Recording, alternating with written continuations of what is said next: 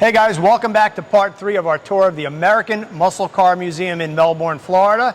We've already checked out Mustang Row from about 1965 up through the Terminator era. We saw some Ford GTs in the showroom, and now, Ed, what are we going to see? Well, right now, it looks like you rested up. You're ready to get your steps in. Yep. We're going to share with you more of Mark's cars here out of the American Muscle Car Museum. And we're going to start right here with a 1969 Dan Gurney special. This is a Spoiler 2 Fastback. And these cars were, in a sense, to promote NASCAR, present some of the history they're making. These cars were actually competing with the Superbird. As if you look at the fenders, there's a 6-inch extension to them. There's an extension on the front of the hood. Yep. It was similar to the Superbirds.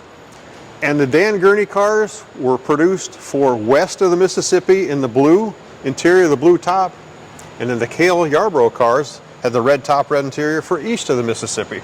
So in a sense, it really took two of the names that were well known in racing and promoted them and used them as a marketing tool.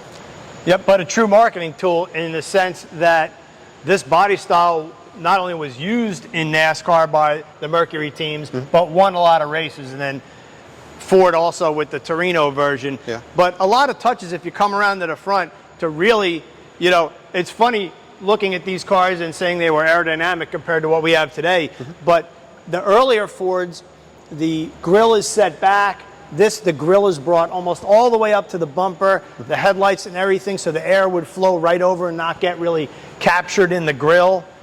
And then the fastback design, which is just beautiful on these cars. And then tying Dan Gurney to it. Yep. And there's actually, I think, different engine options. What do we got under the hood of this one? This would be a 351 in this car here. But you're speaking of the aerodynamics on the front. One of the things they did, if you look at the front of the car and have the cameraman really look at the front bumper, this is actually a rear bumper off of a car. They thought, hey, this would look better and help us with our aerodynamics. Well, not really, but it's just part of the history of the car. Yeah, they really tried every trick in the book back then. So you can even see how the bumper normally would stick maybe way out to about here, but it's kind of sucked up under. It is.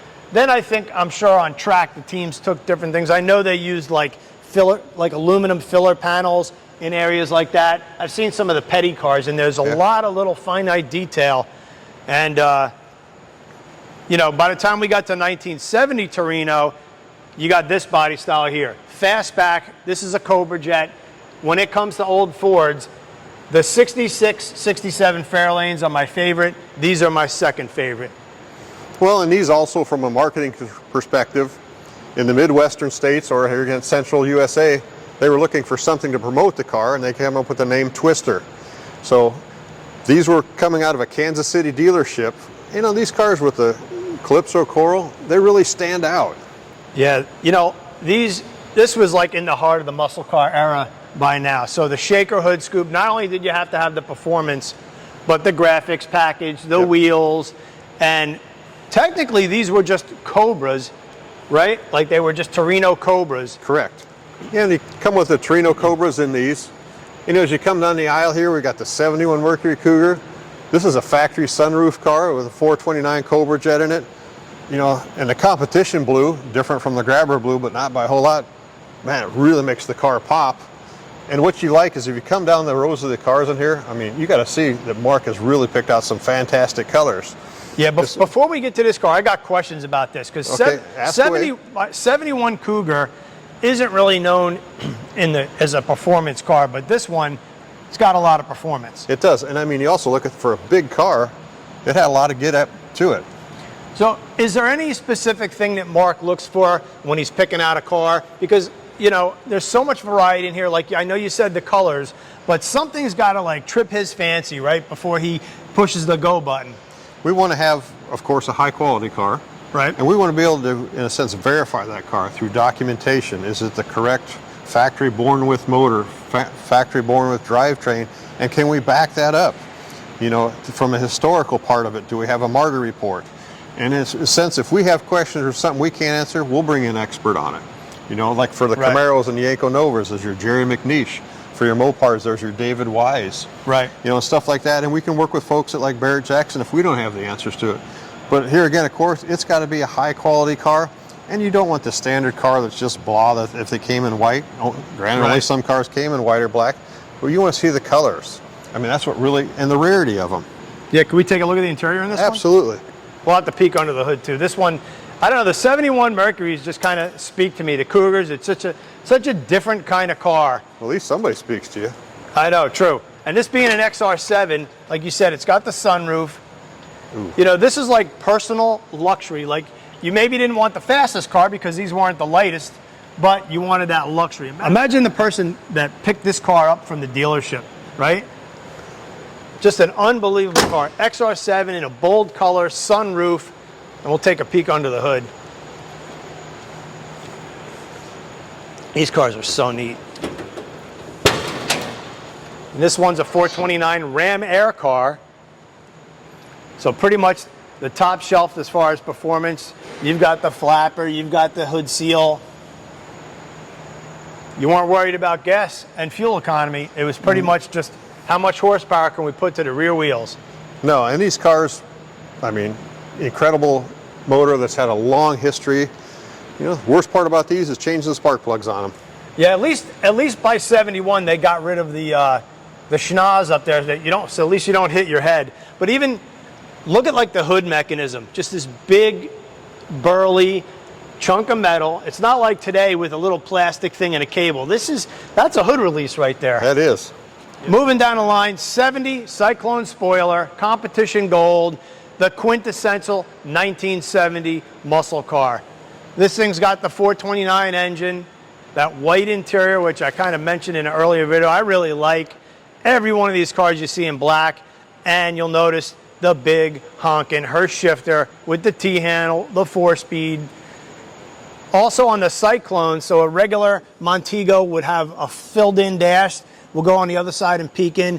The gauge package makes the Cyclone spoiler unique. Of course, Magnum 500 wheels, stripe package, rear wing. Look at that little chopper. That's kind of cool. Man, what a neat car. Look at this Mercury pickup truck. There's a little bit of everything at the American Muscle Car Museum. Such a great day. Ed showing us around. Another Marty Report car. I can't tell you how much fun we're having just seeing all this cool stuff. Just a great car. 4-speed. I'm a manual transmission guy, Ed. Heck yes. And here we have one of the Super Cobra Jet cars in the Torino convertible here, the GT. Good looking color. You know, this one's a lot of fun to drive, and this is a real tire burning car. Oh yeah, look at that. It's got the laser stripe down the sides. You can see how the stripe kind of fades away into black. That's called the laser stripe, and a bench seat car, no less. Yeah, you don't see many cars at all with bench seats, and you didn't see very many muscle cars with bench seats. No, and a 4-speed, so bench seat, 4-speed. So, you know, you're cruising. The cool thing about a bench seat is you can have, you know, your girlfriend right next to you, slide her over, Yeah. and shift the gears at the same time. If you were talented, you could do that. I got a little bit of talent. A little bit of talent. Yeah. Well, these had the bigger back seats to them, so in a sense, you could end up with bigger families too. Yep, what a great car to go to the drive-in.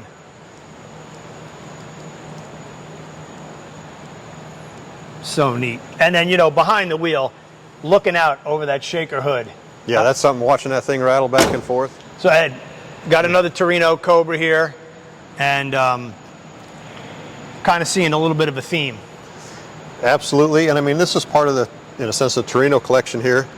429 Super Cobra Jet engine in this drag pack car. You know, and then you look at this car in the bright gold metallic, has the medium, they call it a ginger interior of all things. This is a car that really represented the era at the time, and the color and how it stands out, how it sounds, the performance of it. You know, there's a lot to like about this car. Yeah, switching over here, you can see this one has the bucket seats, also the 4-speed and the console. Yes. Which just makes it super cool. You know, in these cars, like I remember way back when, you were excited to put a cassette player in them. Right? You know, or even way back when, 8-track tapes. Yeah, and a lot of it was just being able to enjoy it and then drive around and just be part of it. 8-track tapes were pretty much it. So now we're moving into a little bit more modern era with the T-Bird. These were a little bit special. They had the that 3.9 weird V8 in them. They were kind of cool for the time. I like the body style on these. I always wanted to do like a super stock drag car out of one of these. kind of tub out the rear, skinnies on the front, and put something like, you know, a really rowdy small block under the hood or something like that. That'd be a lot of fun. This is one of our low mile cars. This has less than 55 original miles to the car. Wow. And you look at this one, it's just inspiration yellow, which they didn't make a ton of those. You know, the yellow and black interior. Yeah, just a true throwback car, you know, the opera style quarter window, really a throwback to the 50s. And I think they did a good job with the retro design. They were nice cars. Oh, I think so too. A little bit underpowered, but made for some great cruisers. All right, so that'll wrap up part 3. We'll make it a quick one, the big old Fords. We're going to come back with part 4 in just a minute with some awesome Shelby Mustangs. So thanks everybody for checking out the channel. Don't forget to subscribe and come back for more.